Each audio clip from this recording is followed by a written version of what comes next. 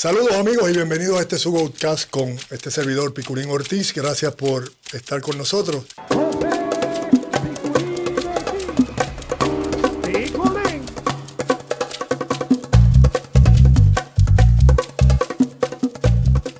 Antes de comenzar con este episodio, aquí sabemos que apoyar el deporte boricua es clave. Y T-Mobile Puerto Rico está bien claro en eso. Con ellos nuestro equipo nunca pierde la conexión. Gracias a T-Mobile, muchos de nuestros atletas pueden estar conectados donde quiera que vayan a representar nuestra isla. Y como ellos, tú también puedes hacerlo comprando y activando tu teléfono en tmobile.com con envío gratis y sin filas. Así que ya lo saben, si necesitan un nuevo teléfono o accesorios, pueden ordenarlos hoy mismo en tmobile.com. Hoy tenemos un filete.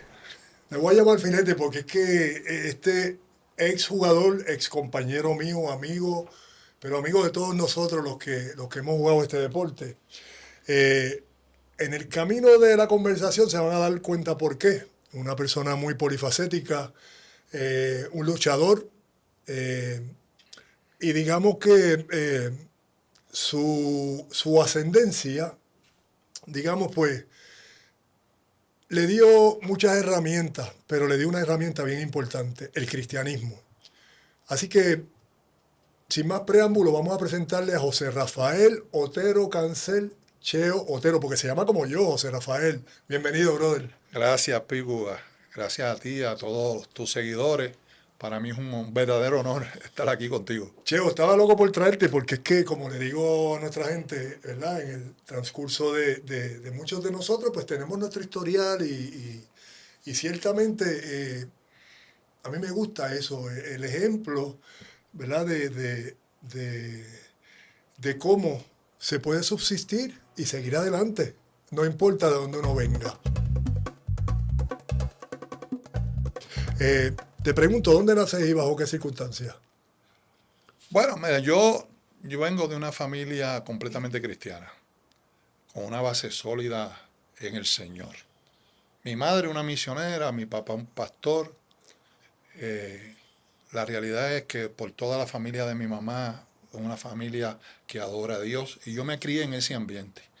Pero dentro de ese ambiente, fíjate, los otros días estaba yo mirando el Facebook y alguien posteó de donde yo realmente salí. Yo salí del Fanguito en la 23 abajo, donde está la YMCA, que están los apartamentos. Sí. Había un área ahí que le decían el Fanguito, que eran unas casas bien pobrecitas, que uno tenía que llegar en tablones. Los zancos, sí, famosos zancos. De ahí salió mi familia. Wow. Obviamente, con el progreso, llegaron los expresos, llegaron, ¿verdad? Y la milla de oro que no existía. Sí, todo eso, la planificación, lo expropiaron a nuestros padres y fuimos a parar al residencial Villa España, en Las Lomas. Allí vivimos como por 3 años hasta que hicieron el residencial Monteatillo, que era un poquito de mejor altura en cuestiones estructurales, más grandes los apartamentos, tenían losetas, estufa, lavadora. Entonces mi mamá, buscando el progreso, y mi papá decidieron mudarse a Monteatillo. Yo llegué a Monteatillo a la edad de 5 o 6 años. Allí empecé, ¿verdad?, a crecer en ese residencial público. Estudiaste en la escuela allí mismo, ¿verdad? Estudié en la Escuela de Jardines de Monteatillo y posteriormente pasé a la intermedia Sabanayana hasta terminar la República de Colombia, donde después de ahí se da la universidad. En ese ambiente hostil, pues yo empecé mi crianza. En mi familia no había ninguna persona que fuera atleta, ni deportista, ni nada de eso. Pero como todo joven, a la edad de 12 años, empieza uno a conocer la vida. Tú tienes una hermana, ¿no? Tengo 2 hermanas. 2 hermanas. 2 hermanas. Yo soy el único hijo varón. Yo soy el mayor y tengo 2 hermanas. Cheo, resides allí en Monteatillo, pero estudias también. Pero ¿cómo entra el deporte en tu vida? Pues mira, resulta ser que, pues como te dije, yo iba a la iglesia y en la iglesia conocí a una joven una joven mayor que yo. Y pues, como todo muchacho. Desamor, no me digas. Sí, sí, sí. Como todo joven, ¿verdad? A esa edad, pues nos hicimos novios. No duró mucho el noviazgo. Yo estaba más metido que el soco al medio, como dice por ahí. Normal, eso es la juventud. De la siempre juventud. pasa, Y claro. entonces la muchacha en un momento dado rompió conmigo y yo me frustré. Yo era músico en la iglesia, yo cantaba en la iglesia, y eso me dio tan duro que todo eso lo dejé. Empezó un periodo como de, ¿verdad?, de tristeza, y yo no salía de mi casa, metido en el balcón. Eso duró como un periodo de año y medio.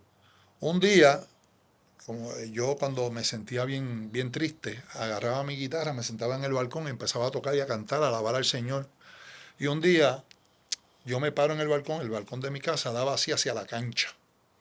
Y yo me paro y miro hacia la cancha, estaban jugando unos muchachos y yo decía, qué tonto soy yo. Yo sumido en esta tristeza, sabrá de dónde que ha hecho esta muchacha, ni piensa en mí ni nada. Yo perdí contacto con ella por el resto de mi vida. Y hasta hoy llegó aquí esta tristeza. Y puse la guitarra hacia el lado y bajé hacia la cancha. En la cancha estaban jugando voleibol. Y entonces un muchacho que le dicen Tagua, que todavía es líder recreativo allí en el residencial, Wow. se topa y me dice, mira, falta uno, ¿quieres jugar? Y yo le dije, ¿por qué yo no sé jugar? Olvídate, métete ahí, dale a la bola y qué sé yo qué. Y empecé a jugar voleibol. Y yo creo que toda esa energía que yo traía de la tristeza y Quizás bueno, coraje. sí, de todas alguna esas manera. cosas, la desemboqué en el deporte. Y empecé a jugar y a mejorar con una prontitud grandísima, a tal nivel que empecé a jugar los torneos de voleibol de residencial, y un profesor que era el que daba deporte allí, empezó a enseñarme a jugar voleibol. Él jugaba de los cafeteros de Yaco, voleibol superior. Y yo desarrollé un nivel tan alto jugando en los torneos de residencial que él me quiso llevar para jugar superior de Yauco. Y fue a hablar con mi papá y mi papá le dijo no, que él no quería que yo jugara ningún deporte, que él quería que yo me fuera a un instituto bíblico que se llama el MISPA Seguro. a estudiar la palabra del Señor, y le dijo que no. Pues así las cosas, yo era un menor de edad, seguí jugando y un día fui a la cancha y no había quórum para jugar voleibol y decidí irme para mi casa. Y cuando voy cruzando de la cancha de voleibol a la cancha de baloncesto, habían dos muchachitos jugando y la bola le dio en los pies y me cayó en los pies a mí. Y yo le fui a devolver la bola, pero tuve la sensación Zumbarla. de tirar. La tiré y la metí. Y cuando la metí me gustó la sensación de tirar la bola. Y tú sabes que los muchachos, después que tú metes la bola, te la devuelven. Me la devolvió como 2 o 3 veces y las 3 veces la tiré y la metí. Me dice, vente para que juegue. Y yo dije, es que yo no sé jugar. Me dice, no, hombre, no, aprendí aquí, olvídate. Y así mismo empecé a jugar todos los días baloncesto. ¿A qué edad fue eso? A los 15 años, 14, 15 años. Y se volvió en una obsesión. Una esponja. Una esponja. Todo lo que había, empecé a entrar al equipo, a jugar y me conví. Bueno, Pico, era tanta y tanta la fiebre que yo desarrollé que a veces caían los aguaceros torrenciales, todo el mundo se iba y yo me quedaba solo en la cancha y daba la bola en el piso y la bola hacía plach y se quedaba abajo porque el agua no dejaba brincar. Y la gente del caserío me gritaba por las ventanas, mira, fiebrú, fiebrú. No, pero a mí no me importaba, yo seguía. Así es. Y desarrollé esa pasión. ¿Qué pasa? En el interín paso de escuela intermedia a escuela superior. Y cuando llego a escuela superior me topo con el maestro de educación física, me daba clases, se llamaba Luis Nenaco Vilá. Luis Nenaco Vilá era un ex pelotero. Te descubrió. Sí, bueno, era mi maestro en la escuela. Sí. Entonces, un día yo estoy jugando cocina con un muchacho que le decían José Colón, estábamos 1 contra 1, y él me llama, él está sentado en los bleachers, me llama y dice, ¿no te gustaría jugar juvenil del colegio ingeniero? Me dijo. Y yo le dije, a mí me gustaría, pero mi papá no me da permiso. Me dice, chico, pero no sea tan negativo, déjame hablar con tu papá. Y yo le dije, bueno, si usted quiere ir a casa y perder el tiempo, vaya.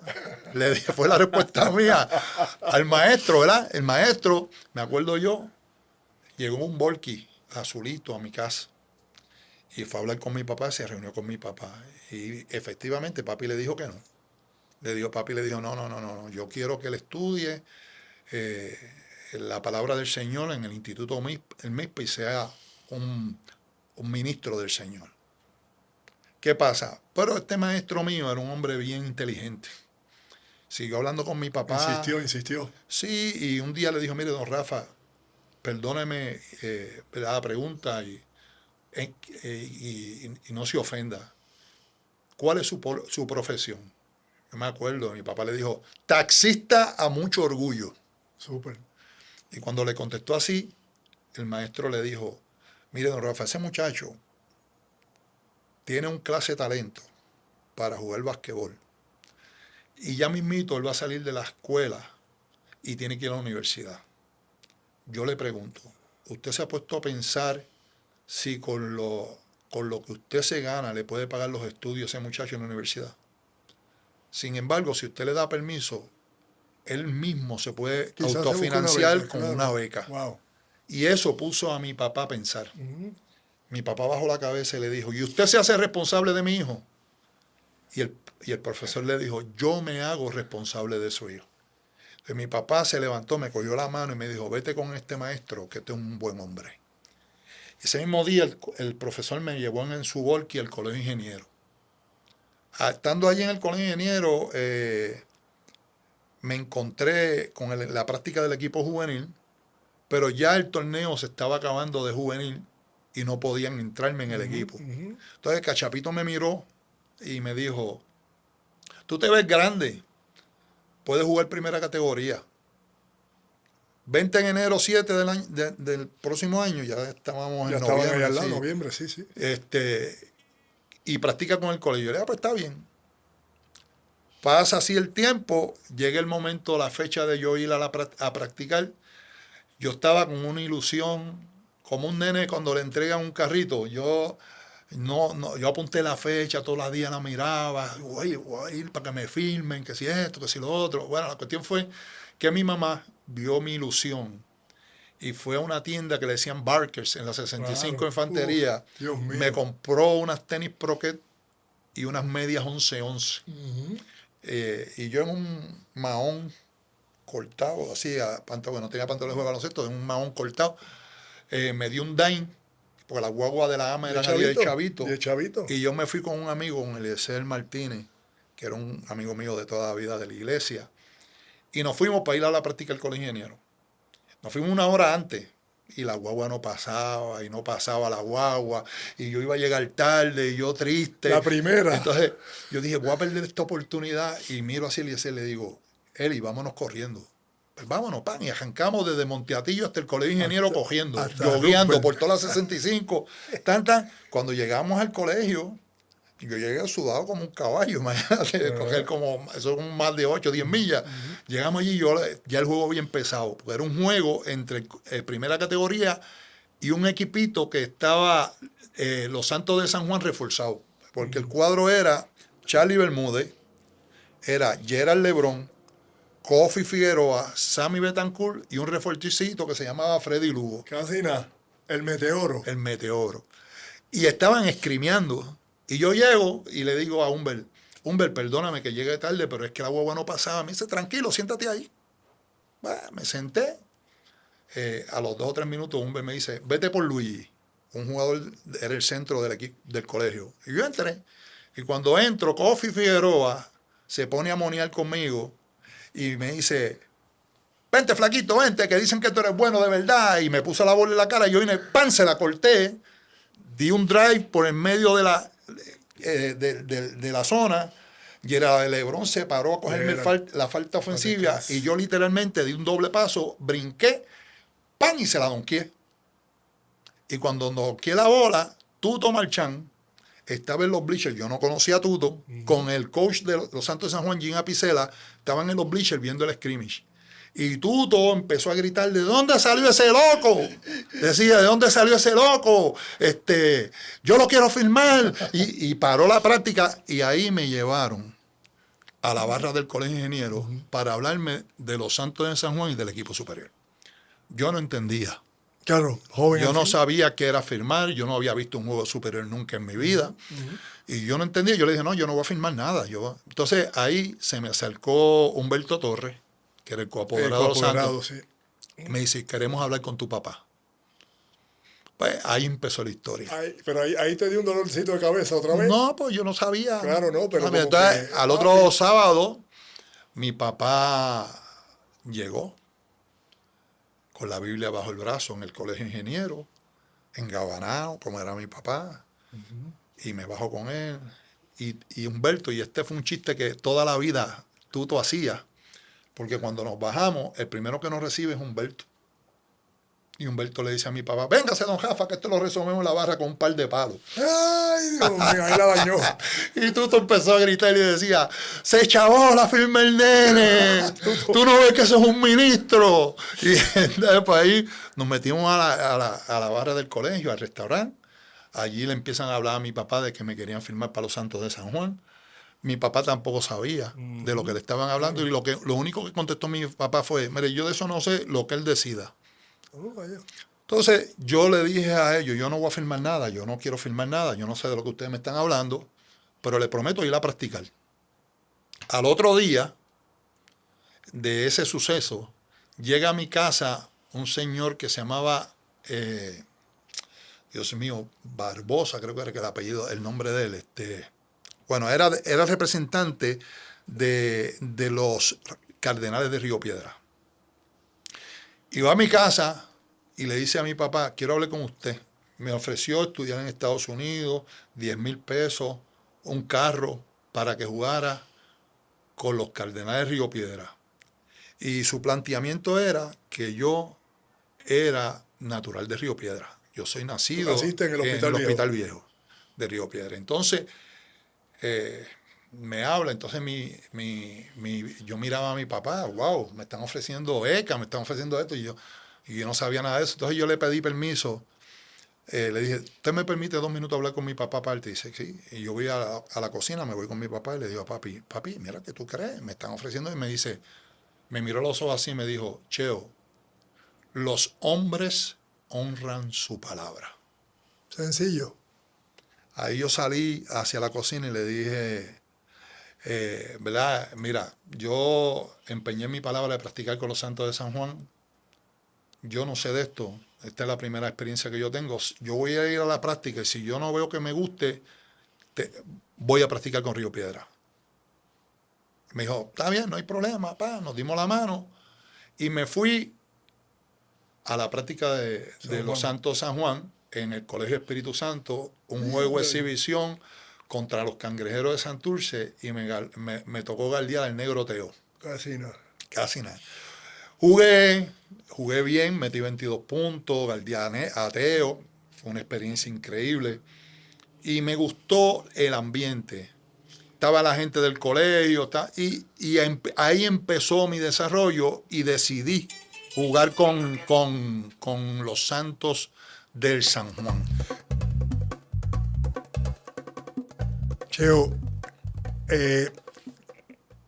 ¿con qué liga superior de entonces de baloncesto te encuentras en ese momento? Bueno, ¿Qué percibiste? No, una liga durísima, una liga de gente boricua, no existían los refuerzos, todavía en aquel entonces se jugaba mucha zona. En el caso de Jim Apicella, pues obviamente... Era zona, era un sonero, experto en zona. Sonero, sí, eso estoy claro. Todavía no se jugaba hombre a hombre. Se jugaba, pero no era todo el tiempo. No era todo el tiempo.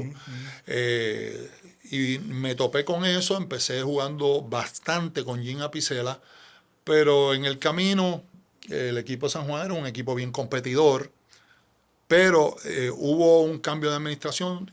Sacaron a Jim, trajeron a Luz Rossini y yo con Luz Rossini no tuve mucha gracia porque Luz era un coach de 5 o 6 jugadores. Los novatos no los usaba. Sí. Jugué muy poco con Luz. Posteriormente salen de Luz, traen a Paquito Rodríguez. Paco, sí.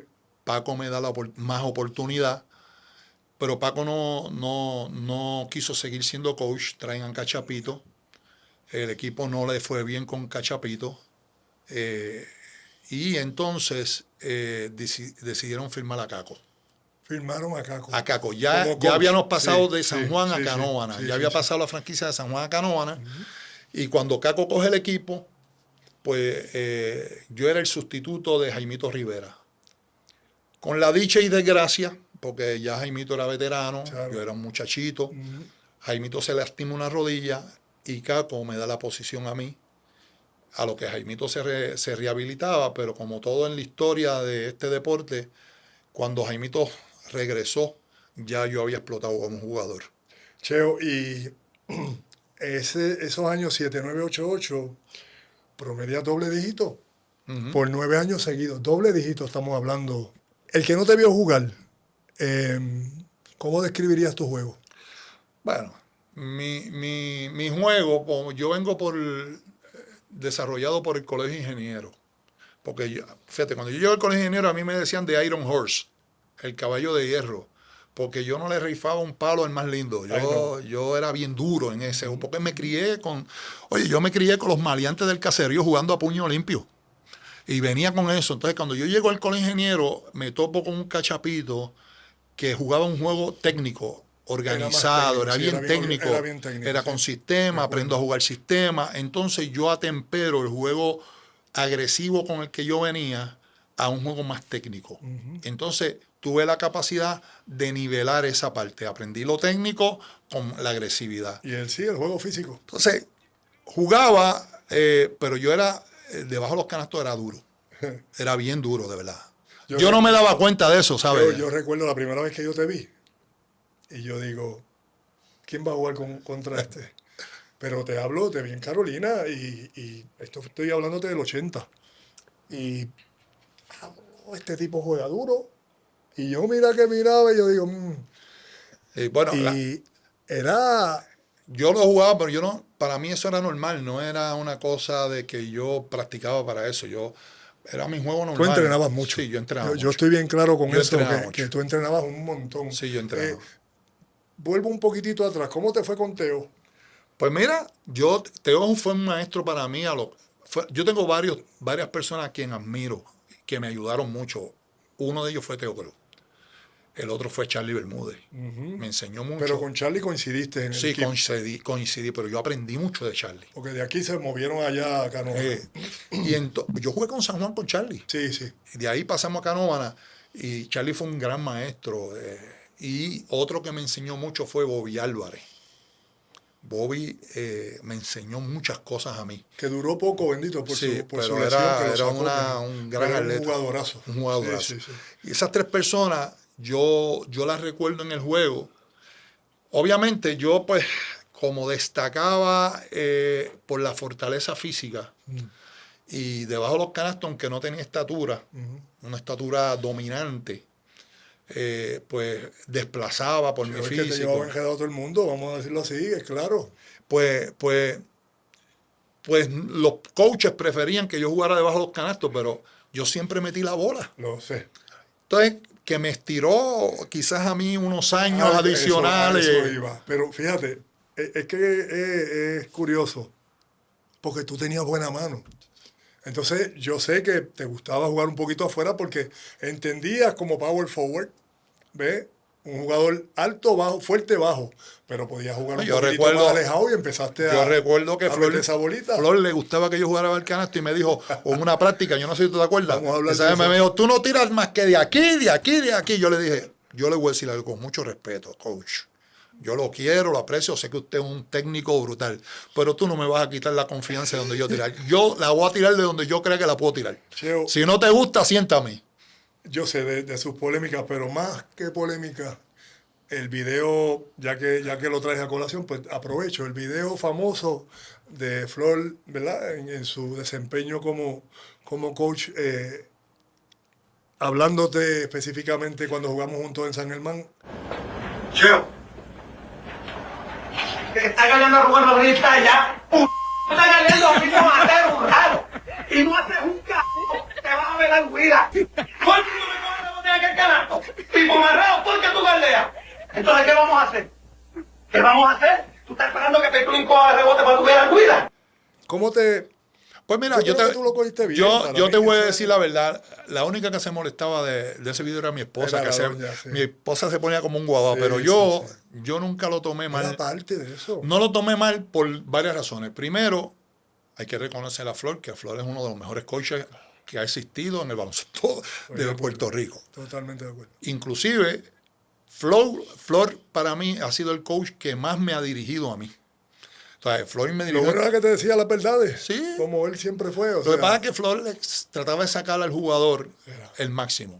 la pasión, la pasión. Y yo, pues, yo no lo veía mal porque yo siempre entendí que un jugador que no tuviera la capacidad de aguantar presión No puede estar. no debe estar jugando basquetbol. Surge mucho hoy en día. Lo que pasa es que pues a veces hay unos límites que a Flor los cruzaba de lo que era el juego a lo personal. Ya. Y esos límites, no conmigo, con un montón de otros atletas, le trajo problemas. Pero la realidad es que Flor inyectaba esa pasión. Y yo siempre respeté a Flor como un tremendo entrenador. Y si alguien me sacaba a mí provecho en el juego, era él. Era él. Así que yo siempre, yo no tomé eso a mal. Yo simplemente, lo que pasa es que fue algo momentáneo. Tú sabes que la Comay, pero no tengo en mi lista y lo digo en mi Lenolay. Escúchalo bien, compadre. Tú eres bueno, por eso yo hoy aquí pleno me hiciste famoso en la Comay. Por eso es que yo lo digo, me hiciste famoso en la Comay. Pero no, cogió, pon ahí la Comay no, con la el co- éxito tuyo lo- y de pero Flor. lo que la gente no Vamos sabe a es decirlo así, de esa manera. que el manejador de la Comay fue Era árbitro, era árbitro de claro, baloncesto y eso- conocía. Entonces, digo, ¿qué eso lo pasa? sabe todo el mundo. Ahora, qué bueno que lo dice. ¿Qué pasa? Que cuando esto pasa, yo era presidente de los jugadores y yo tenía el palo a los apoderados.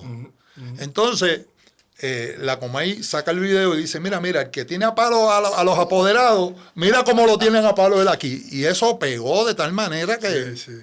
que eso fue una cosa apoteósica. Y a mí me llamaban para programas. Una vez me llamaron del programa de Raymond Arieta para que fuera una entrevista y yo no quise ir, no porque me molestara, sino era que la posición que yo ocupaba de representar los jugadores, pues yo no creía que yo... Tenías que dar tu posición en cuanto No, no creía que la posición debería ser para mofarse de eso. Exacto. Y entonces no quise ir por eso, no porque me estuviera malo, sino porque ahora me invitan y yo voy y hablo de eso Como si tranquilamente, nada, como seguro, si nada, pero en seguro. aquel Pero, momento no no, quería claro, porque tenías era tu la posición responsabilidad. que ocupaba. Claro. Jugaste la superior por 19 años, 7-6 a 9-4, Río Piedra, Canóvara, Carolina, Arecibo, San Germán, Morovis, Fajardo y Bayamón. ¿Cuál de esas temporadas tú resaltas? Digo, tuviste 9 Yo tuve buenas temporadas. temporadas buenas en San Germán, Sí, tuve temporadas buenas en Canóvana, tuve temporadas bien buenas en Carolina, Carolina abusaste. y mi último año en Bayamón. Siendo ya un veterano, yo llegué a Bayamón, estaba Pipo Majero, que era el regular. Yo entré, yo era el nuevo y terminé en el cuadro, jugando regular. Ese año muere mi señora madre y ya yo estaba en el ocaso de mi carrera. Yo pensaba jugar 1 o 2 años más y Pero retirarme. venías luchando con tu Con el mamá peso. enferma. Y con tu mamá enferma, Sí. ¿cierto? Sí, mi mamá le dio un derrame cerebral y tuve que partir hacia Nueva York a bregar con la situación hasta que mi mamá murió. Eso me cogió alrededor de 20 a 30 días yo fuera de Puerto Rico y todo el entrenamiento que yo estaba llevando no lo pude hacer. Y decidí retirarme. te quitó Sí, de decidí alguna manera. retirarme en silencio, aunque posteriormente a eso Sammy Betancourt me quiso sacar del retiro para que jugara de ahí bonito.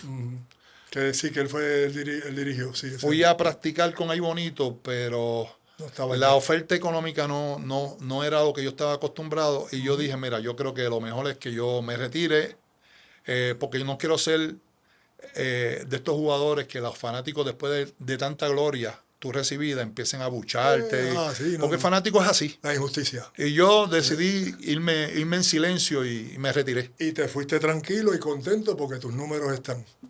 Eso, qué bueno. Dame un quinteto ideal ¡Wow! que te enfrentaste en tus años. Pero está dura esa, pero un quinteto ideal. Bueno, entre todos los jugadores. Sería injusto, pero algo más o menos. Bueno, es difícil. Es difícil porque es que son épocas diferentes. Por ejemplo, yo no podría dejar fuera de un quinteto ideal a Teo Cruz. Para mí, Teo Cruz es uno de los jugadores más grandes en la historia del baloncesto puertorriqueño. Impactó mucho en su época. Su señoría. Su señoría, también don Raymond Dalmao, el Caballete, Mario Quijote Morales, Neftalí Rivera, Georgie Torres, Butch Lee, Héctor Blondet, y por ahí hay un montón. Ser una máquina. Tú empezar a tratar de hacer un quinteto ideal. Tienes que dividirlos en años, en etapas, en su época. Y entonces, marcaron su época, seguro. pero Puerto Rico es una mata de hacer buenos jugadores. Y quizás por eso yo vivo un poquito frustrado del baloncesto actual, porque la visión de desarrollo del baloncesto ha cambiado completamente. Y no quiero entrar en una crítica abusiva. No, con respeto, podemos criticar con respeto. Porque yo simplemente pienso que hemos echado a un lado nuestra nacionalidad deportiva por el don dinero, por el espectáculo. Obviamente, los tiempos van cambiando, la tecnología va cambiando, el mundo basquetbolístico va cambiando.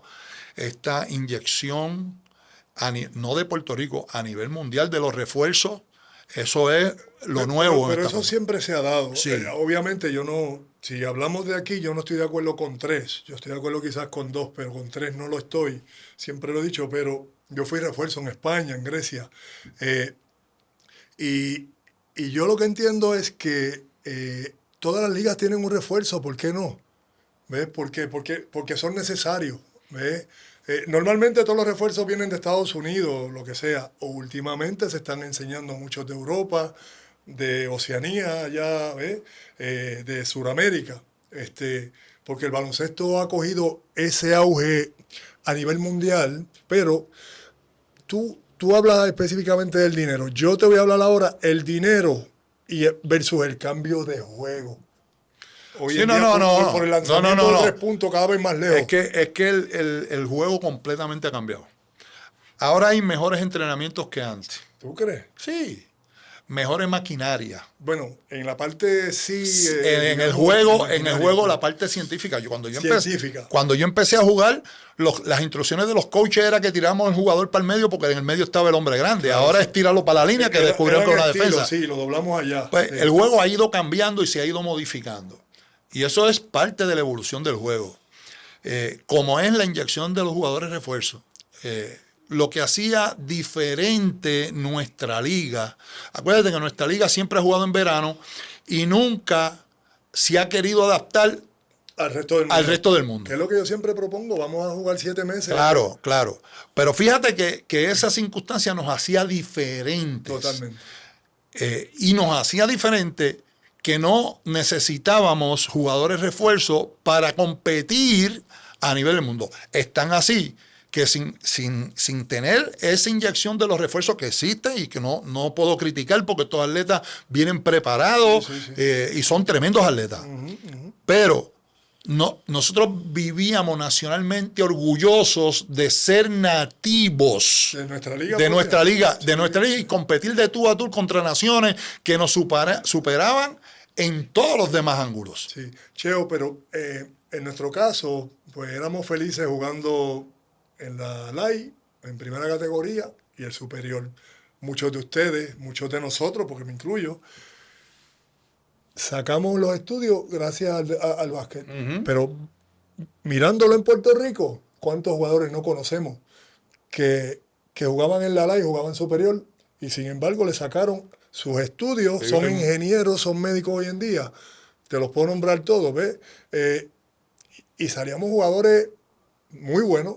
Salíamos jugadores también no tan buenos, pero se mantenían en la liga. Lo que pasa, Eh, Pico, es que la visión era otra. La visión era una visión de desarrollo de las categorías menores. Sí, señor. La visión era de que si tú no salías un buen baloncelista, salía un buen ser humano y un Gracias. profesional. Gracias. Y la visión era nacionalista, era preparar, la liga era una liga preparatoria para el equipo nacional, con mira al equipo nacional y la representación olímpica. Ese era el foco, seguro. Ese era el foco. Eso cambia. Sí, eso va a Eso cambiar cambia, siempre. eso cambia a una inyección de quizás que de menos inversión, que yo todavía no lo creo, pero de menos inversión. Cuidado, que eso está no, caliente, sí, Teo. y de menos inversión supuestamente, sí, sí. porque no invertían en las categorías menores y traían los jugadores hechos porque entendieron que el espectáculo era lo que la gente quería ver. Pero también, Cheo, nosotros teníamos la suerte, y me incluyo, porque podíamos jugar aquí en la Liga de Puerto Rico, pero estudiábamos en Estados Unidos. Después de la regla Dani Ortiz, que tú fuiste ¿verdad? Estuviste envuelto como presidente. La regla Dani Ortiz, pues, no le dio la oportunidad a muchos jóvenes de estudiar y volver aquí a jugar con hombres. ¿Ves? Que eso era una parte que nos ayudaba mucho a nosotros, que nos ayudó, vamos a decirlo así. ¿Tú piensas, esa regla la deben revertir de vuelta? Sí, yo entiendo que sí. Lo que pasa es que los tiempos han cambiado, Pico. El juego de nosotros que nosotros jugábamos era un juego completamente diferente al que están jugando ahora. La regla de los 3 puntos ha cambiado el juego por completo. Ya tú no ves, antes cuando tú y yo jugábamos, la bola donde tenía que entrar primero. Adentro. Ahora no. Ahora es todo el mundo de afuera. Por eso. Y el jugador que no se desarrolla tirando de los 3 puntos No puede jugar. no puede jugar. Pero yo creo que se ha perdido el juego, digamos, el juego, ay Dios mío, como yo le digo, el juego real, el juego clásico, ¿no? Del Sí. básquet. Usar el hombre adentro para que reparte el juego hacia afuera, como bien estás mencionando. Sí, ahora es más habilidad que otra pero, cosa. Pero, oye, yo no tiraba y me voy a parar de 3 puntos a lanzarla. No. Tiradores de piedra. Por eso hay que desarrollarlo. Y ese juego ha cambiado. Y hay que reconocerlo, que no es Puerto Rico nada más, es a nivel No, es a internacional, nivel de todos es lados, completo. Y sin eso hay que duda. entenderlo. Sin duda. La realidad es que el juego ha cambiado, lo que cambia la dinámica. El sentido del juego, los fanáticos, los que amamos el básquetbol, siempre nos va a seguir gustando el juego. El juego no. Pero esa identificación, ¿verdad? Y yo, con mucha tristeza lo digo, yo pienso que hay gente en de este deporte, gente de respeto y de mucho conocimiento que difiere de mis pensamientos.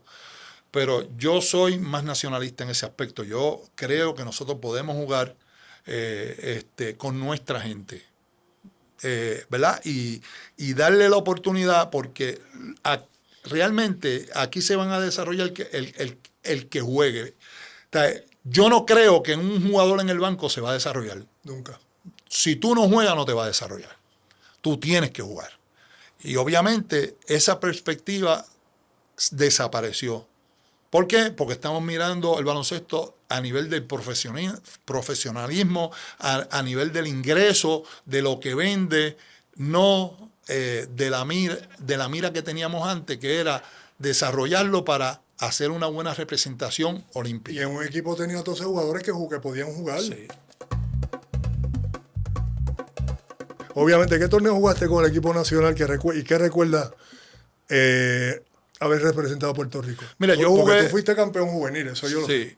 Yo fui con el equipo nacional Argentina y Brasil para hacer el Panamericano en 1979.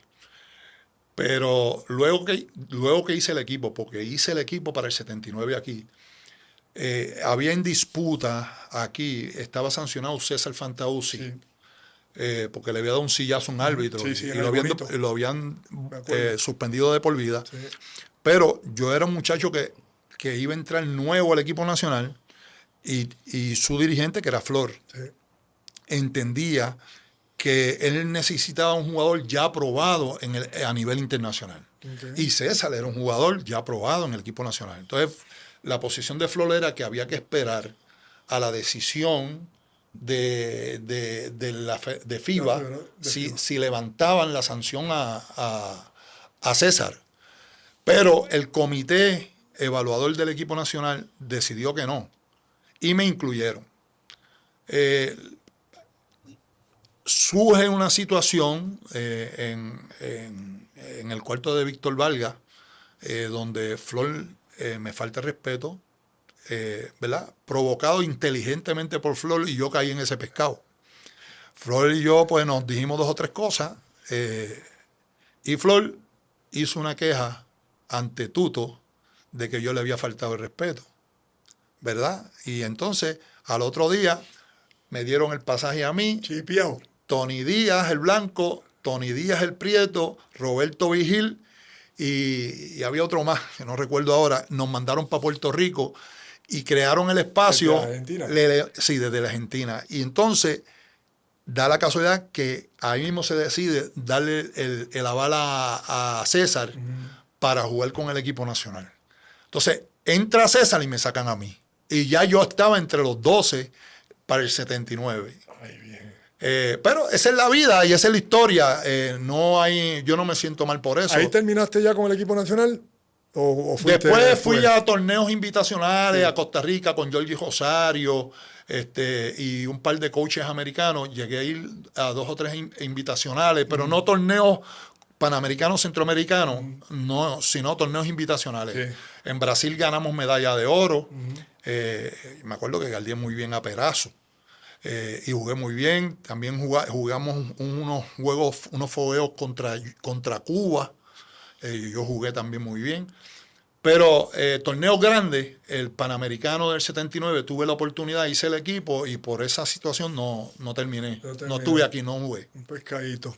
Cheo, voy a volver un poquito atrás porque ya sé que por la muerte de tu mamá, pues, ¿verdad? No seguiste, digamos, dentro del baloncesto, un retiro callado, pero te quiero preguntar cómo enfrentaste obviamente las 2 situaciones. Fue duro.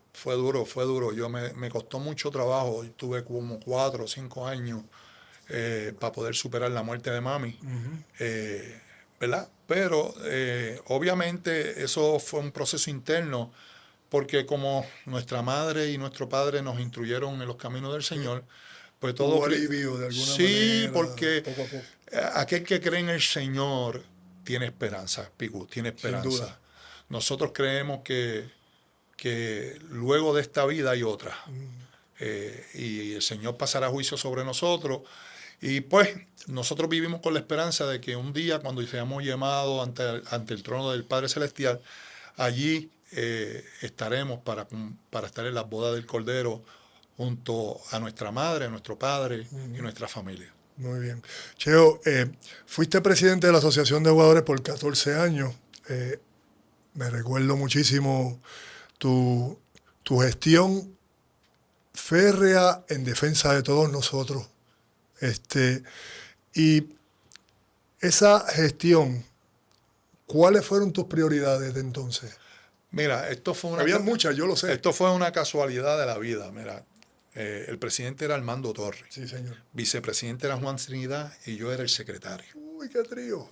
Cuando muere Armando, Pipe se me acerca y me dice, Cheo, Juan es el presidente interino y tú eres secretario, tú vas a ser el vicepresidente, hay que convocar los jugadores para hacer los ajustes pertinentes. Juan convoca a los jugadores en Guaynabo, vamos nosotros 2, y la matrícula de los jugadores deciden poner a Juan en un interinato de presidente y yo, que era el secretario, subí a la vicepresidencia y ahí elegimos a Javier Torres como secretario, todos interinos. Trabajamos un año, Juan empezó a enfrentar a la liga porque empezaron a surgir cambios. La liga empezó, los apoderados no querían ser más apoderados, querían ser dueños para convertir el baloncesto en profesional. Juan se opuso a eso. Juan desarrolla un contrato, que es el contrato actual que tenemos, eso lo desarrolla Juan Trinidad. Sí. Juan, una persona muy brillante. Junto conmigo empezamos a trabajar, Posterior, después de un año, volvemos a convocar los jugadores. Los jugadores lo eligen presidente en propiedad y me eligen a mí vicepresidente en propiedad. Pero ¿qué pasa? Juan era empleado de la Johnson & Johnson. Y entonces sus jefes lo llaman a capítulo y dicen, ven acá, chico, tú trabajas por una compañía privada, pero en tu vida personal tú eres jefe de un sindicato.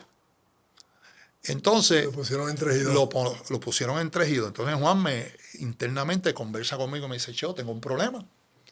Porque yo esto lo hago por vocación y por amor al deporte. Pero allá yo me gano un montón de dinero, esa es mi vida. Y no sé qué hacer. Entonces yo le sugiero a Juan, le digo, pues mira, Juan, yo de esto no sé, pero vamos a intercambiar las posiciones. Yo me voy de presidente, tú te vas de vicepresidente. Tú siendo también parte de un sindicato. Sí, yo sí. Estaba con la AAA, exacto. ¿no? Pero entonces, ¿qué va? Yo digo, Parece que nadie lo sabía. ponme de presidente, tú te vas de vicepresidente, pero tú eres el poder detrás del trono, porque yo nunca había dirigido nada.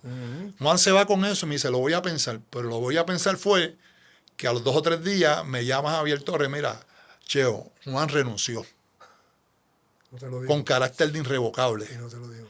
No me dijo nada y nos cayó en la mano. Entonces yo dije, wow, pues yo me voy a ir también. Yo no voy a ser presidente de nada porque yo no había dirigido nunca nada.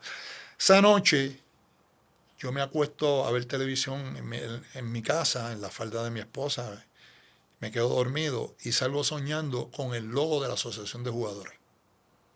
Mi esposa, que es artista, yo me levanto y le digo, Miriam, dibújame esto. Y le digo, yo le voy diciendo a ella lo que yo quería, lo que yo veía en mi mente, y ella lo dibujó, lo plasmó.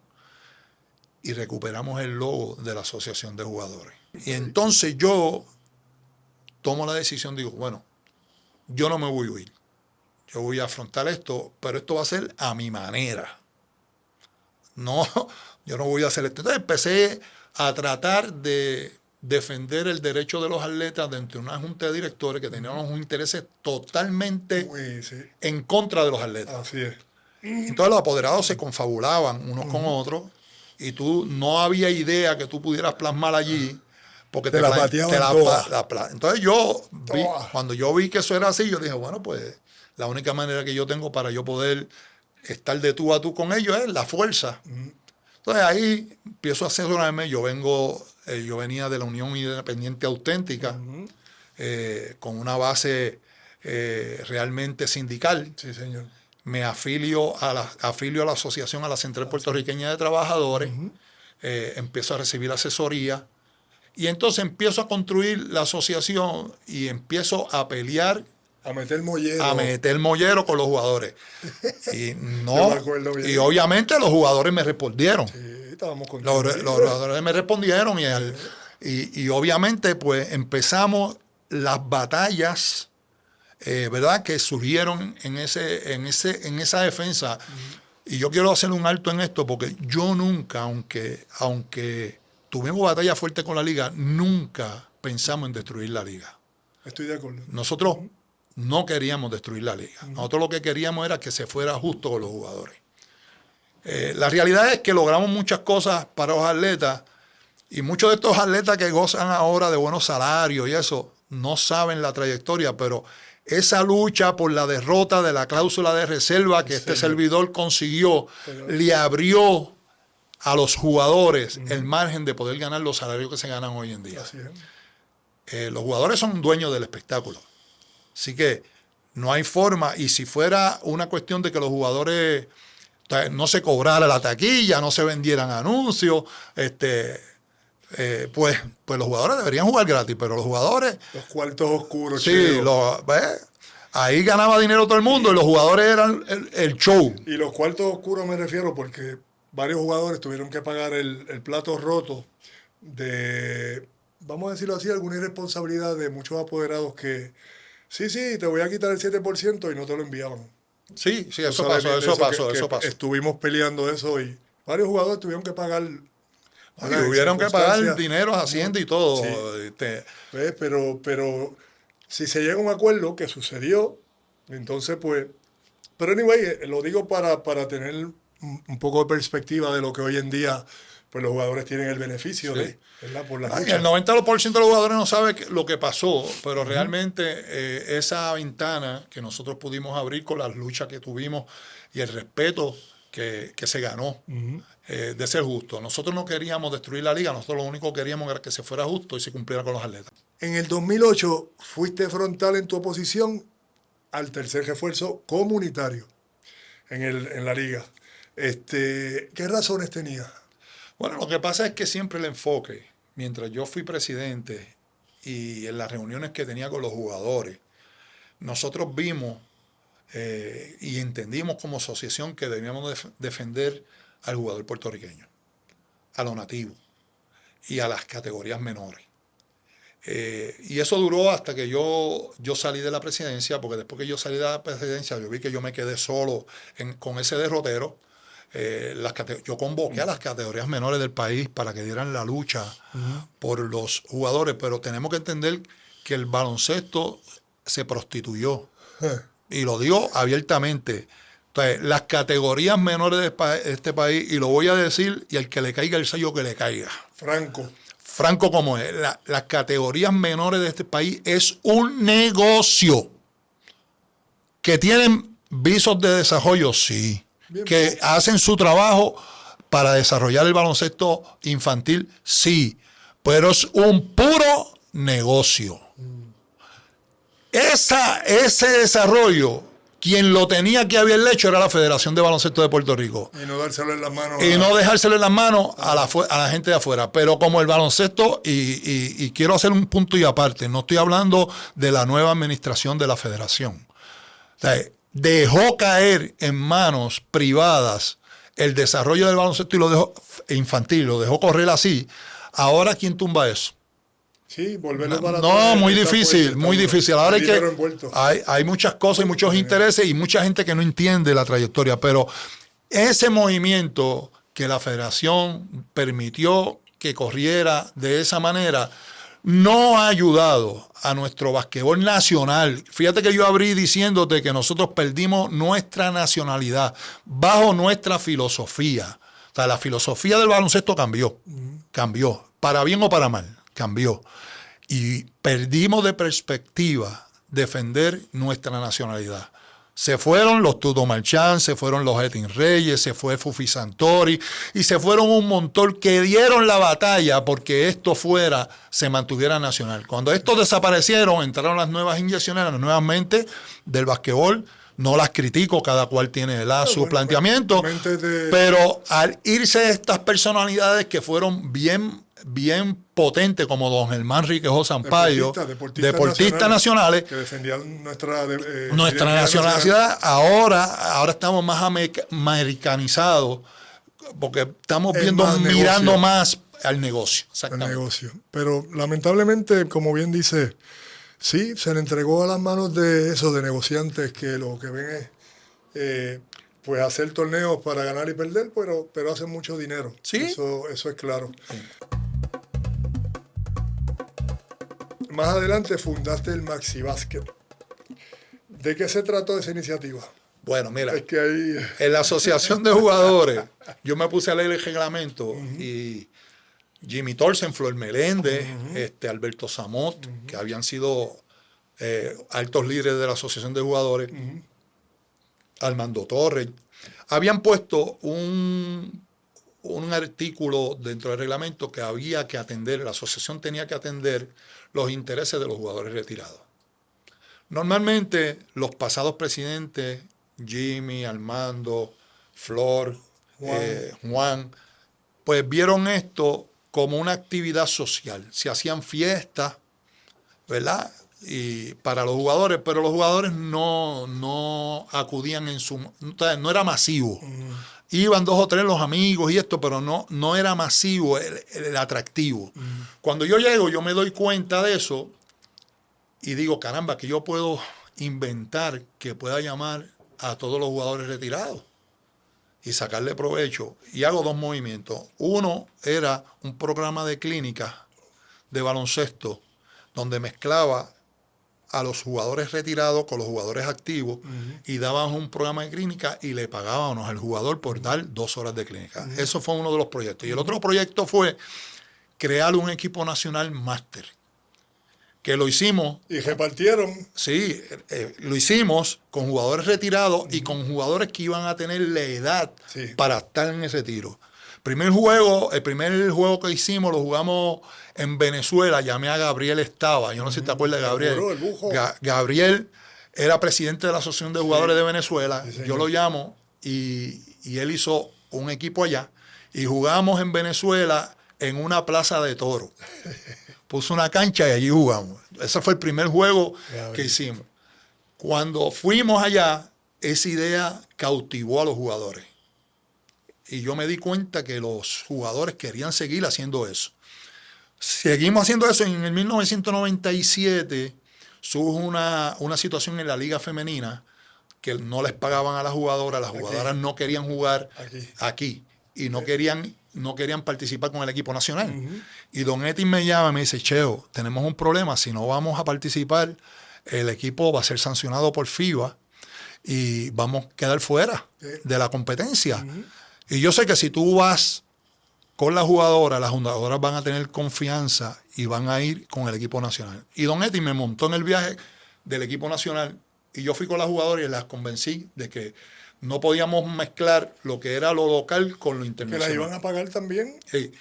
Fuimos a Cuba. Estando en Cuba, estaba con Raymond hablando de los bleachers y se nos acerca un gran ex baloncelista cubano, Oscar Barona, y me dice, mira, Cheo, yo soy el representante de los máster aquí en Cuba, nosotros tenemos un equipo nacional cubano y me gustaría que Raymond y tú jugaran de un equipo que nosotros vamos a hacer junto con periodistas para jugar contra él. Yo le pregunté a Raymond me dijo que sí. Allí en el torneo y allí jugamos. Raymond y yo jugamos con un grupo de periodistas contra el equipo nacional. Y yo ahí se me abrió la mente y dije, pero si esto es lo mismo que yo tengo en Puerto Rico. Entonces hablo con el Jabao, hablo con Ruperto y decidimos el año siguiente ir a Cuba con el equipo que ya yo había hecho Masters. Correcto. Y empezamos a ir a Cuba en unos intercambios y fundamos lo que se conoce como el torneo Alejandro Urgellés. Exacto. En Cuba. Y íbamos, todos los años íbamos allá. Pero ¿qué pasa? Que un día yo voy a FIBA, ya Alberto García era el secretario de FIBA, y yo le digo, Alberto, pero ven acá, FIBA no tiene nada para los másteres y qué sé yo qué. Y Alberto me dice, no, nosotros bregamos con atletas de alto rendimiento, pero en FIBA hay un organismo similar a FIBA, se llama FIMBA, que está organizado. Y dije, ¿pero por qué Puerto Rico no está ahí? Me dice, no sé. Mucho en Europa. Sí. ¿Qué pasa? Alberto me consigue el teléfono del presidente de FIMBA y yo me comunico con él. Ellos me dijeron, claro que sí, Puerto Rico debe estar. Me abrieron las puertas y da la casualidad que en la conversación ya yo tenía un centroamericano montado con Dominicana, con Panamá, con Cuba, México y Guatemala. Ya yo había empezado con eso. Entonces, cuando yo le digo a FIMBA que yo tenía estos países ya organizados, me dice, no, tenemos que unirnos porque a nosotros nos faltan ese grupo para completar el globo terráqueo. Y ahí es donde yo entro a FIMBA. Con todos estos países que yo los meto en FIMBA, eliminamos el Centrocaribe que nosotros teníamos acá y lo hicimos parte de FIMBA. ¿Quién decidió dividirlo entre edades? Porque antes era mezclado. Antes FIMBA tenía ya sus reglamentaciones. Ya tenía sus reglamentaciones. Inclusive se llama Maxi Basketball. Correcto. Porque la categoría menor es mini en el baloncesto. Y para no llamarlo veterano ni viejo, pero Maxi. En el Maxi. Desde los 35 para arriba. Pero a 35. Sí. Ese es el mini en la Maxi. Exactamente. Ese es el mini en la Maxi, pero estamos hablando de que la Maxi llega hasta 70 años. No, jugando. llega a 85 ahora mismo. No me cago en nada. Ahí me ha sorprendido. 85 llega. Cheo, aspiraste a la presidencia de FEBEPUL en el 16. Y yo creo que de alguna manera tenías mucha visión para organizar, para organizar muchas cosas. ¿Cómo cuáles? Mira, yo te voy a decir la verdad. Yo aspiré a la presidencia de la federación porque no veía, ¿verdad?, quizás Flor, que quería correr, Sí. el Grillo Allende, que trató también lo vi. de entrar. Yo creía que el baloncesto puertorriqueño necesitaba un líder con conocimiento del básquet de antes con el de ahora, con la traslación del desarrollo del básquet. Y yo entendí que yo tenía esa capacidad. Obviamente, el personaje que la Junta de Gobierno de la Federación escogió fue Jun, ¿verdad? Jun no traía esa trayectoria, yo no lo conocía. No, la trayectoria la trajo desde que yo lo introduje Sí. en el torneo Él 99, no tenía, que él se interesó muchísimo. sí, yo realmente no. Poquito. Jun, una gran persona, tiene todo mi respeto, creo que ha hecho un buen trabajo. Creo que ha hecho un buen trabajo. Pero en aquel entonces yo no tenía su opinión porque no conocía a Jun. No lo conocía, sí. No lo conocía, y la realidad era que yo no fue que corriera en contra de Jun. Yo corrí porque yo entendía que yo tenía los quilates y el conocimiento para aportar al baloncesto puertorriqueño. Tú has visto que después que hubo esa elección, yo no he querido volver a correr a nada. Siempre he estado dispuesto. Pero siempre estás ahí detrás, claro. Siempre he estado dispuesto a cooperar. Con los ojos abiertos. Sí, y cuando las cosas no son como son, salgo a la voz Así es. pública, pero realmente yo lo que estoy es para colaborar con la federación. Yo soy pro federación, pro desarrollo, pro jugadores. Creo, ¿verdad?, firmemente en que la federación es el organismo que debe ser el rector de baloncesto en Puerto Rico. Eso no tiene la menor duda dentro de mí. Obviamente, pues, la federación escogió, está siendo muy bien administrada, y se nota. Debe ser la federación quien lleve el deporte del baloncesto escolar o... No, yo creo que aquí los papeles se han intercambiado. Debe ser la federación, porque para eso se creó la federación. Inclusive, con mucho respeto al DRD, el Departamento de Recreación y Deporte está, para mi opinión, no necesariamente es así, pero mi opinión es que el Departamento de Recreación y Deporte tiene a las diferentes federaciones de los diferentes deportes y debe exigirle a las federaciones y al Comité Olímpico una métrica de cómo va su desarrollo y no convertirse en una entidad a competir contra la federación, el desarrollo de las federaciones.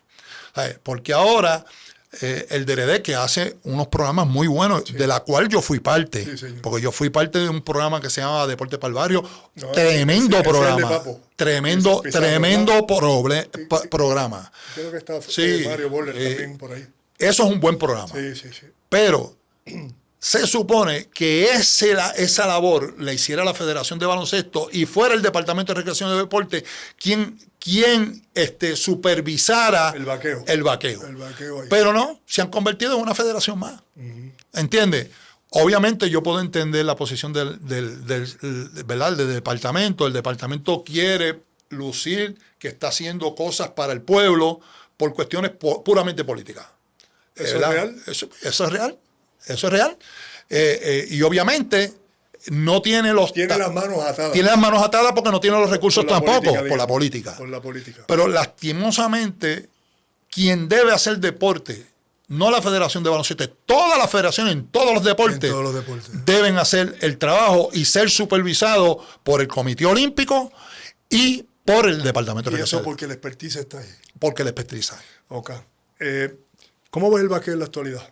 Bueno, el básquet sigue siendo baloncesto, es un básquet competitivo, el fanático es atractivo, tú no le puedes pedir al fanático de antes, ¿verdad?, que evalúe el baloncesto de ahora. El baloncesto de ahora es un baloncesto diferente.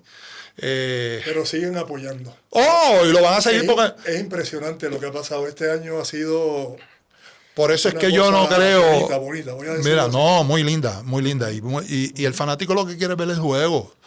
Aquí hay 20,000 personas por cancha que son coaches. Esa es buena. Se sientan y todo el mundo dirige y todo el mundo hay que hacer, tú sabes. Aquí el fanático sabe de básquetbol. Esa es la realidad. Ahora, el baloncesto se ha ido transformando. Tú le preguntas a un chamaquito de ahora y te dice que el mejor jugador es LeBron James, porque es lo que está viendo. Si no vio jugar a Jordan, no puede comparar. Mira, yo una vez le hice una pregunta a Tuto y le dije, Tuto, todo el mundo habla de Pachín, yo no vi a Pachín jugar. Yo sé que esa contestación. Y yo le dije, Tuto, realmente, ¿quién era mejor? ¿Pachín o Ángelo? Y Tuto me dijo, pero sin pelos en la lengua, ningún pelo. sin Ángelo. Y lo Porque el mismo- baloncesto que jugó Pachín era completamente diferente al que se jugó Ángelo. Yo Y no lo mismo- pude evaluar. Y lo mismo te lo dice Jordan LeBron. Jordan. Te va a decir que LeBron. Sí. Mira qué cosa. Sí, y ese debate siempre va a estar. Sí, pero Siempre va a estar. son épocas. Y es completamente diferente. ¿Sabes? El decir que X o Y jugador es mejor que otro se torna injusto hasta con el propio Lo que jugador. pasa es que el ser mejor, míralo en números. Pero como campeonato, ¿no? Hay que mirarlo en números. Y uno jugó más años que el Mira, otro. yo tengo. Distintas épocas. Yo o sea, estoy encontrado con ese tipo de análisis porque la realidad es que la gente mira, el 90% de las personas miran que un jugador es bueno porque se mete la bola. Pero tú no metes la bola sin antes cogerla. No, ¿y quién va a defender? Tú no metes la bola si no defiendes. Entonces, Esa es la injusticia. esa es la injusticia del juego. esa Esa es la injusticia. premisa. Entonces, ¿qué pasa? Que todo el mundo se enfoca en el que mete el balón. La linda. Pero por eso era que yo, cuando me sentaba a negociar mis contratos, los apoderados venían y me decían, no, porque tú metiste tanto. Y yo le dije, sí. Pues yo te voy a hacer una pregunta. Pico está al lado mío. Y Pico cogió el rebote. Pero ¿cuántas estadísticas señalan los tipos que yo empujé al lado para que Pico cogiera el rebote? Claro, no, Bobby Gio iba por el medio con el balón y yo iba por el lane. Pero yo veía que el jugador de Bobby lo iba guardiando y yo me le metía en el medio y tropezaba con él para que liberara a Bobby. Eso no se lleva en estadística. Bobby la tiraba igual. La tiraba igual. Pero es Por eso perdimos un campeonato. Bobby, perdóname. No, él viene para acá. Perdóname, Bobby, pero perdimos un campeonato por morderte la bola. Le estoy poniendo presión porque supone que él venga para acá y tiene que venir. Pero Oye, no me dio la bola. Ofensivo. No me dio la bola. En el 87, el 86, el 86. La dio ahorcado. Me la pasó cuando se vio que Orlando Feinstein se le trepó ahí arriba y me la botó. Eso lo viste tú, Cheo, lo digo yo. Mira. No, eso está en video. Vamos a ver. Ahí están jugándola con Bobby. Parece que es Bobby. Pero cortó. Alvarito. Ahí está el cachorro. Faltan 4. Faltan 3. Tira. Vaya. Se acabó. Alvarito, campeón de esto. Hay un nuevo campeón. Claro. ¿Tú te acuerdas que después en Casi Armando se va a defender. Mira, ¿tú no te acuerdas que en Casi Armando lo vimos el video como 3 o 4 veces y Armando le decía, Bobby, ¿por qué no le diste la bola a Cheo? Que estaba solo. Soy ofensivo. Hay otros para guardiar. Un caballo. Seguro, pues no tiene que estar aquí. Tiene que venir para acá. Cheo, ahora vamos a cambiar de tu faceta de basquetbolista. ¿Tocas 7 instrumentos musicales? Sí. ¿Cuáles son? Bueno, entre ellos toco drums, toco conga, toco timbales, toco guitarra, toco bajo, toco mandolina y a veces le doy un chipito al pie. Pero no tocas una taza, bola yo sé que ya no... Toco también, la de café. Por eso, no toca taza. O sea, Toco, pero nada profesional. Pero además compones también, soy cantas. Soy trovador, no lo ejecuto mucho, pero lo hago por vacilón. ¿De dónde sale ese talento? Pues no sé, mi abuelo era trovador, ¿Sí? mi abuelo por parte de padre. Yo un día me puse a improvisar con un amigo mío trovador y me salieron vi que podía rimar. Pues yo lo sé que hice. te gusta. Pero normalmente yo canto y eso, pero normalmente canto para adorar a Dios. No, sí, obvio, pero tenías tu grupito también que vacilaba en las tengo, fiestitas de Navidad y qué sé yo, hay que decirlo. Tengo un grupo con Mariano Jurado, se llama Bohemio Son. Ese. Tocamos de todo, danza, música popular. Sí, y toco 4. Tocaba en la rondalla del municipio de Carolina. Mira para allá. Cogí clases en el Instituto de Cultura y Acá hay talento por todos lados, Cheo. todavía sigo cogiendo clases. ¿Cuál de tus hijos hace instrumento? Ninguno. Mira, yo te voy a decir la verdad, la única que era Chemari, Ajá. que tocaba piano, tocaba en el coro de campana. Y Esa es la grande. la mayor, que murió el año pasado. Ah, carajo. Y entonces Chemari tocaba guitarra, tocaba piano, cantaba y tocaba en el coro de campana de la escuela. Cheo, ¿cómo define el éxito? Pues mira, el éxito es trabajo. Trabajo. Tú no puedes ser exitoso si tú no trabajas. Si tú no te pones tu empeño, es trabajo, capacidad, estudio y lealtad. Si tú tienes eso, vas a ser triunfador. Hay voces negativas dentro de todo este proceso. Eso no se puede hacer. Pero yo a eso aprendí a ser sordo. Y la gente va a hablar bien o mal de ti, no importa lo que tú hagas. Yo todas las mañanas me levanto y me doy un baño con sebo. Lo que hablen de mí me resbala. Yo con quien duermo toda la noche con doña Miriam. Y es para mi familia. Y como mi espíritu, mi paz está con el Señor, y yo sé que yo no he hecho nada malo, nada negativo, pues me importa un bledo lo que piensen los demás. Yo voy para adelante sin coger impulso. Tenemos que aprender en la vida que no podemos vivir del que dirán. Tenemos que vivir con lo que uno esté contento. Punto. Sí, y mi papá me enseñó algo. Mi papá me dijo a mí, yo no te dejo dinero, pero te dejo honradez, vergüenza y dignidad. Y ese ha sido el mejor regalo que me ha dado mi padre. Y esa ha sido mi guía. Siempre ir con la verdad, con el trabajo, la honestidad, sobre todas las cosas. A mí nadie me puede acusar de nada deshonesto. Porque yo siempre he hecho las cosas por la... Mira, yo recuerdo una vez, y te voy a hacer este cuento pico. Cuando empezó el problema con Hacienda, de que si los jugadores debían rendir... Eso empezó en el 7-9, sí, ¿sabes? yo me reuní con Tuto. Porque Tuto fue un padre para mí. Ajá, para mí. Y le dije, Tuto, yo quiero que tú me digas qué yo debo hacer.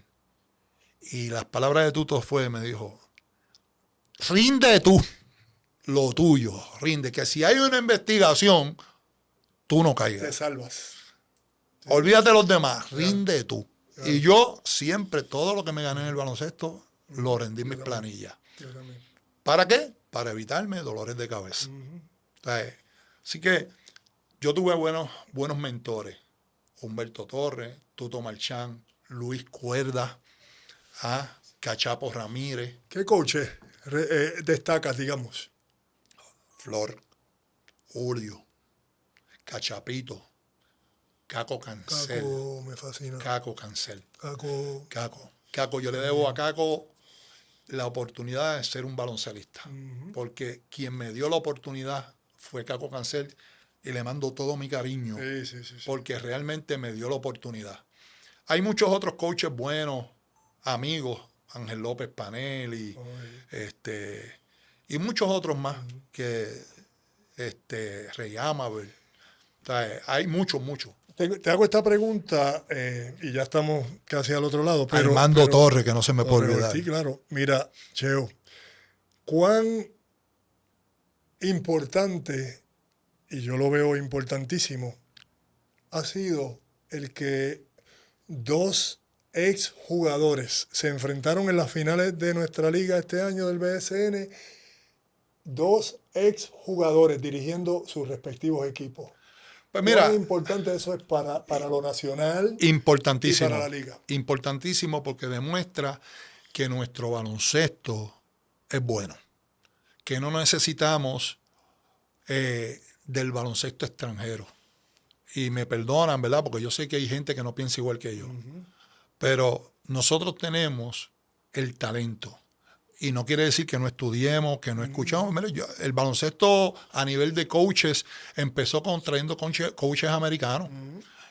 Pero siempre hay una siempre, época, pero se desarrolló ahí Flor, se desarrolló Flor Julio. A Sudamérica, también, siempre, o sea. pero yo soy de los que creo que nosotros tenemos el talento. Que lo que hay es que desarrollar las categorías menores y brindarle la oportunidad. Yo no creo, y con respeto de muchos otros que piensan diferente, yo no creo que el jugador, por jugar o estar en un equipo con jugadores refuerzos y estar en la banca, se van a desarrollar. Los jugadores se desarrollan jugando. Yo me desarrollé jugando. No en la banca. Si yo no hubiera estado ahí en la banca y no me hubieran dado la oportunidad, pues no me hubiera desarrollado. Ok, entonces, más aún, ¿qué consejo le das a un joven que quiera subir hoy en día dentro de una carrera en baloncesto? Bueno, primero tiene que ser disciplinado, tiene que entrenar, tiene que ubicarse. Las posibilidades para subir son mínimas en el baloncesto de ahora, porque antes habían categorías menores y de ahí, pues, subía el que iba a ser buen baloncelista, Y como subía el que iba a ser buen ingeniero. Es la cosa. Ahora no. Pero eso estaba claro. Sí, ahora no. Ahora tiene que ser buen baloncelista de verdad para competir, porque el rango de participación es mínima.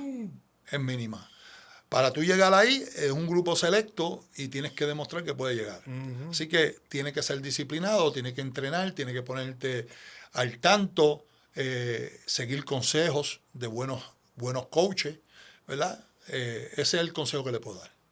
Cheo, yo personalmente tengo siempre lo que siempre te he dicho, que ha sido un honor siempre, primero tenerte como compañero, en contra y a favor, que obviamente tuvimos la oportunidad de jugar en San Germán, ¿verdad? Y disfrutamos mucho, en buenas y en malas, pero quería plasmarte dentro de todo este récord que estamos haciendo aquí nosotros en el Goatcast, ¿verdad? Y que la gente conociera también tu historia, los de hoy en día, porque siempre se hablan de las estrellas, lo que sea. También ustedes para mí son estrellas. ¿Por qué? Porque tú me preparabas a mí detrás, en el banco, pico, en la práctica. ¿Quién era el que me empujaba a mí? Así, cuando Empújalo mira, como iba a ser en el juego. Cuando yo llegué, Pico era bien flaco. Y yo lo remolcaba como una grúa. 8-6. Y Pico, y yo le decía, caballo, tienes que ponerte a comer, dar las pesas. Pero este señor no se rindió. Yo lo empujaba el primer año. Segundo año, Pico vino más fuerte. Y ya no era tan fácil empujarlo. Y entonces, obviamente, yo puedo distinguir que en el plano ofensivo, su señoría era uno de los más matadores. Esa tabla entre tú y Rolando, bueno, yo no sé quién era mejor, si tú o Rolando metiendo la tabla. Rolando era un caballo. Pregúntate, ¿verdad? Cuánto le pagarían a Rolando Sí, hoy en día como refuerzo. Rolando era un caballo. Me cago en... Y la realidad es que tú tuviste esa práctica y ese empuje y ese empujón como cuando yo llevé a Ramón Rivas a Carolina. Sí, señor. Ramón Rivas, yo me acuerdo que me dijo una vez en el torneo ya, Mister, yo quiero aprender. Yo recuerdo ahí.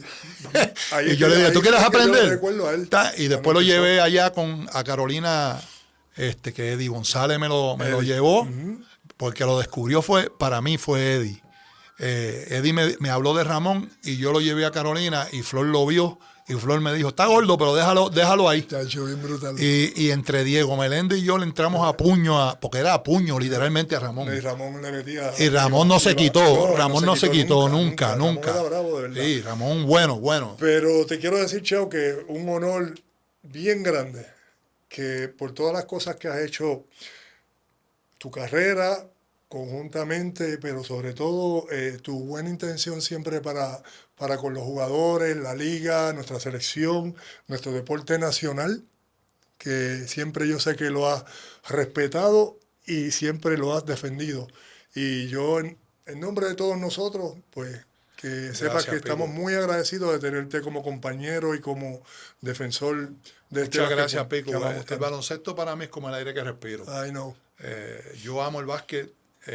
Obviamente ahora estoy un poco quitado, ¿verdad? Porque ya los años no son los mismos, sí. las energías no son iguales, pero amo el básquetbol, quiero que el básquetbol siempre siga siendo exitoso, respeto a la Federación de Baloncesto, el Comité Olímpico de Puerto Rico, y nosotros somos gente pro basquetbol.